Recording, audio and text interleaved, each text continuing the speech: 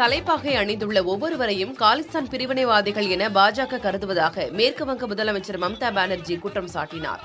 மேற்குவங்க மாநிலத்தில் சந்தேஷ்காலி என்ற பகுதியில் பெண்கள் பாலியல் வன்கொடுமைக்கு ஆளாக்கப்பட்டதாக கூறி பாரதிய ஜனதா கட்சியினர் பல்வேறு இடங்களில் போராட்டம் நடத்தி வருகின்றனர்.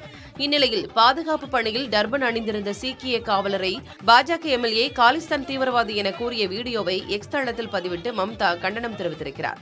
இது தொடர்பாக வீடியோ ஒன்றை வெளியிட்டுள்ள அவர், பாஜகவின் பிரித்தாளும் அரசியல் இன்று வெட்கமின்றி எல்லை மீறி உள்ளதாக தெரிவித்திருக்கிறார். நமது தேசத்துக்கான தியாகங்கள் அசைக்க முடியாத உறுதிப்பாட்டுக்காக போற்றப்படும் நமது சீக்கிய சகோதர சகோதரிகளின் நற்பெயருக்கு களங்கம் ஏற்படுத்தும் முயற்சியை வன்மையாக கண்டிப்பதாகவும் மம்தா கூறினார். வங்காளத்தின் சமூக நல்லிணக்கத்தின் பாதுகாப்பில் நாங்கள் உறுதியாக இருக்கிறோம் எனவும் அதை சீர்குலைக்கும் எந்த ஒரு முயற்சியையும் தடுக்க கடுமையான சட்ட நடவடிக்கைகளையும் எடுப்போம் எனவும் மம்தா பானர்ஜி பதிவிட்டுள்ளார்.